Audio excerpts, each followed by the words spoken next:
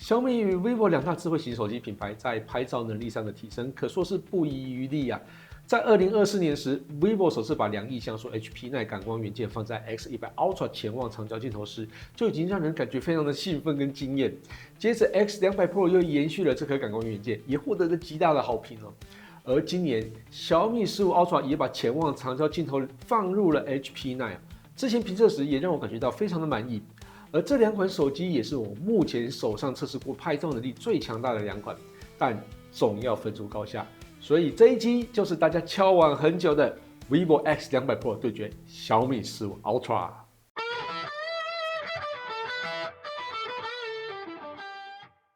嗨，大家好，我是 Kissplay。前2期节目中分享了小米15 Ultra 的实测，还有小米15 Ultra 跟14 Ultra 的拍照比较。终于来到这个系列的最精彩时刻，也就是大家敲碗很久的 vivo X200 Pro 对决小米15 Ultra。这2款手机就是我手中测试过拍照能力最强大的2款。其实，在我用的过程啊，这2款手机都非常的好拍哦。基本上我的体感上是不分高下啦，但是照片放在电脑上看的时候会怎么样呢？我还不知道哦。这2款手机啊，在不同焦段跟应用上啊，我觉得都有各自赢过对方的优点哦。那我们从相机规格看起，其实小米15 Ultra 占了不少优势。超广角镜头部分，2款都用上了 ZN-5 感光元件，而主镜头部分，15 Ultra 在感光元件尺寸上占了优势哦。那长焦部分，2款都用上了 HP9 感光元件，但15 Ultra 的倍率它是比较高的，而且中间还有加上一颗3倍望远来衔接。这样 vivo X200 Pro 真的有胜算吗？好，那这边先预告一下哦，这场对决真的非常的精彩，一定要看到最后你才知道到底要选哪一支哦。那今天的对决开始啦！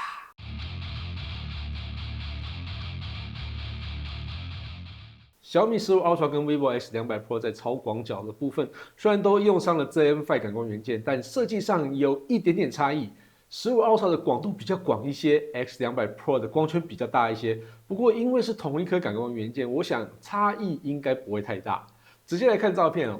日拍的部分 ，X200 Pro 的色彩表现比较亮，饱和度也比较高一点哦。那暗部也会拉亮一些。那15 Ultra 呢，则是比较还原现场的真实颜色。光影对比比较显著，细节表现上2者基本上没有差别，都有着蛮好的表现哦。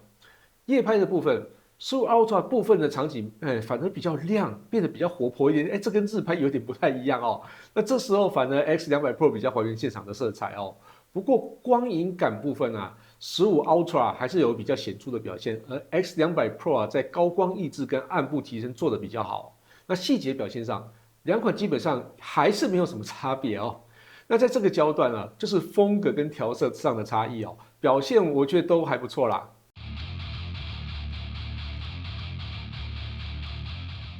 小米15 Ultra 主镜头到 4.3 倍潜望长焦之间，还有一颗3倍望远来衔接，而 vivo X200 Pro 则是23到84mm 之间都是有主镜头来去撑场面哦。这部分小米15 Ultra 在硬体上是占了非常大的优势。我们直接看照片，在23mm 焦段日拍的部分，风格上都各自维持各自的调性啊。小米15 Ultra 对比光影感比较好，而 vivo X200 Pro 在 HDR 表现上比较强烈一些。那细节上看不出有什么差别哦。那夜拍部分也维持跟超广角同样的调性哦，细节表现上也看不出差异。所以在主镜头的部分哦，我觉得都很好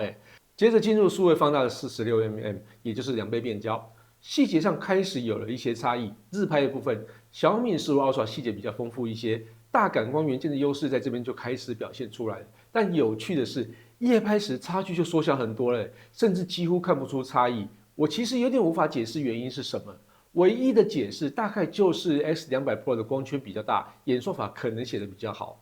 那接下来，我们进入了应该是没有什么悬念的 70mm。这焦段小米15 Ultra 是用上了 IMX858 光学焦段，但 X200 Pro 还是用主镜头的数位放大。无论是日拍或是夜拍，在不放大之前，其实有点难看出差异。但只要一放大确认之后，就可以看出小米15 Ultra 表现的确稍微好一些哦。那在23到70mm 焦段之间，小米15 Ultra 的1寸感光元件搭配 IMX858的衔接，让光学跟数位焦段的延续性其实变得更好哦。不过意外的是，X200 Pro 的主镜头还真的很能打。如果我真的没有去放大来看去仔细看，真的很难看出差别。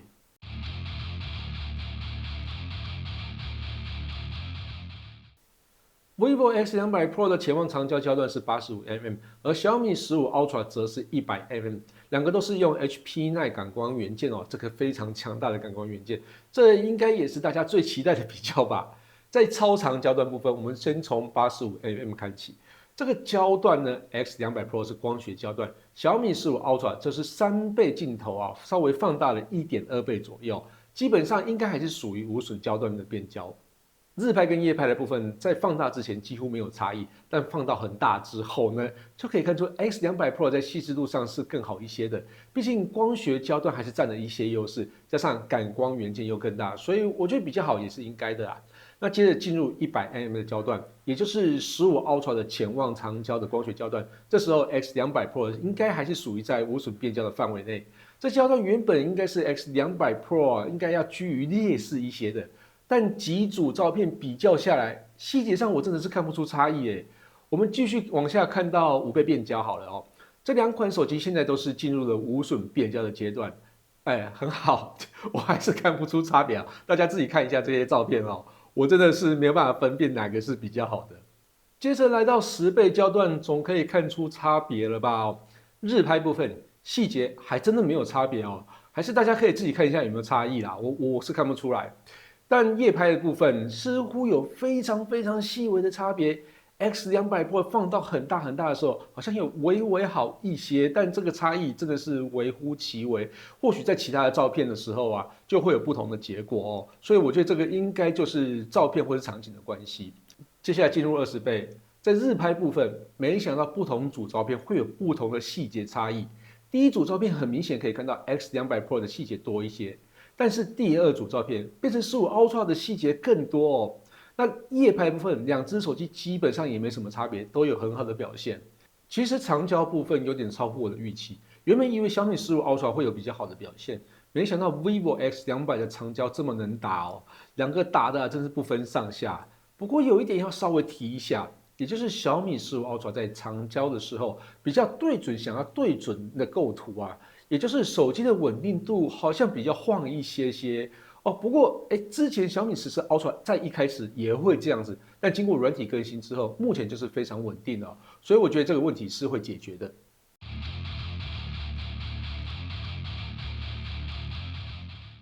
小米15 Ultra 跟 vivo X200 Pro 都有长焦微距的功能。小米15 Ultra 是以3倍浮动长焦镜头拍摄，最近对焦距离是10公分，焦段范围是70到140mm，而 vivo X200 Pro 则是以3.7倍潜望长焦镜头拍摄，最近的对焦距离大概是15公分左右，焦段范围是85到460mm。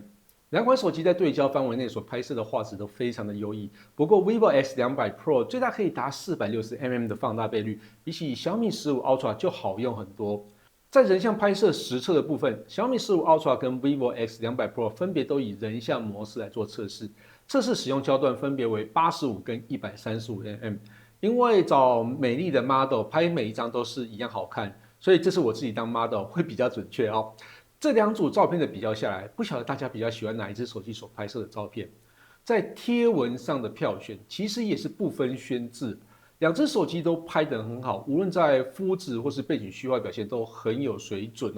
我个人其实有点挑不出哪一只比较好啦，但我可能会比较喜欢比较白的颜色的，肤质比较白颜色的所以这部分就看个人喜好了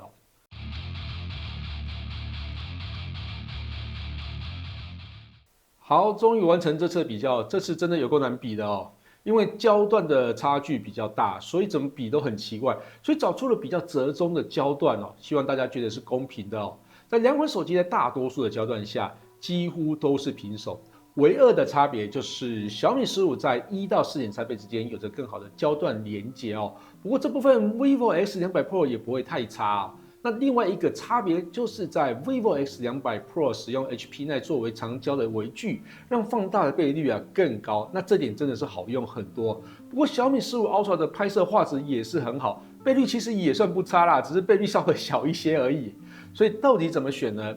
我认为啦，如果很常使用60到80mm 焦段拍摄的朋友，小米15 Ultra 会是不错的选择。但是如果觉得你长焦微距是很重要的朋友啊，那就选 vivo X200 Pro。结论就是，到现在其实我真的还不晓得要选哪一支啊，因为我2个功能我都很喜欢，那2个焦段的范围我都觉得很爱啊，我都很实用，所以我2支都入手了哦，所以大家怎么选，大家再跟我说一下咯。以上就是 vivo X200 Pro 跟小米15 Ultra 的拍照对决，感谢大家收看这期节目，希望大家会喜欢这次的内容。如果有任何建议或问题，也可以留言让我知道。我是 Kissplay，我们下期见喽，拜拜。